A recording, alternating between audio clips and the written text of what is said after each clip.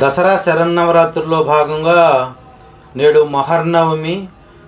విజయవాడ ఇంద్రకీలాద్రిపై కొలువై ఉన్న దుర్గమ్మ అమ్మవారు మహిషాసుర మర్దిని రూపంలో మనకి దర్శనమివ్వబోతున్నారు. మహిషాసుర మర్దిని అంటే మహిష అంటే దున్నపోతు, అసుర అంటే రాక్షసుడు, మర్దిని అంటే చంపటం. దున్నపోతు పుట్టక పుట్టి రాక్షస రూపంలో ఉన్న వాడిని అమ్మవారు సంహరించటమే ఈ మహిషాసుర మర్దిని. మహిషాసురుడు అనే రాక్షసుడు దుర్గమ్మ అమ్మవారిని మోహించి మరి రాక్షసులను పంపి అమ్మవారిని తీసుకురమ్మంటాడు. వెళ్ళిన వారిని వెళ్ళినట్టు అమ్మవారు వధించేస్తారు. మరి అందరూ చనిపోయాక చివరికి మహిషాసురుడే అమ్మవారి వద్దకు వెళ్ళి మరి అమ్మవారి వెంటపడి దుర్గా దుర్గా అంటాడు. అప్పుడు అమ్మవారు యుద్ధంలో నన్ను గెలువు అని అంటారు. అప్పుడు హోరాహోరీగా నవరాత్రులు యుద్ధం చేసి చివరికి మహిషాసుర మర్దిని అమ్మవారు చేస్తారు. ఈ మహిషాసుర మర్దిని జరిగిన సందర్భంగా మరి ఆయుధ పూజ చేస్తాము. నేను అనే అహంభావమే మరి మహిషాసుర మర్దిని జరగటానికి కారణం. మహిషాసురుడు రాక్షసుడు చనిపోవటానికి ముఖ్య కారణమైంది.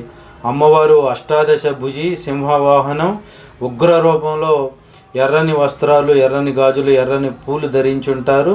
మరి ఈరోజు అమ్మవారికి నైవేద్యంగా రాసుల్లో పెడతారు. మరి ఎక్కువ పెట్టాలని దాని అర్థం.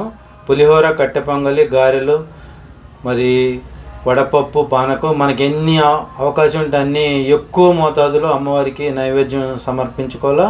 మహిషాసుర మర్దిని అష్టకం. మరి ఓం శ్రీ మహిషాసుర దేవియే నమః అని మనం అమ్మవారిని పూజించటం ఉత్తమం.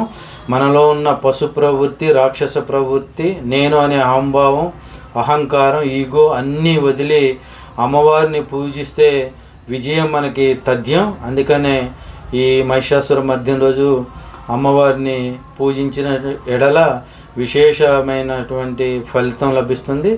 వాహన పూజ కూడా ఈరోజు ఎవరికి ఏ ఫీల్డ్లో ఏముంటే అవి మరి ఆయుధ పూజగా చేసుకోవచ్చు.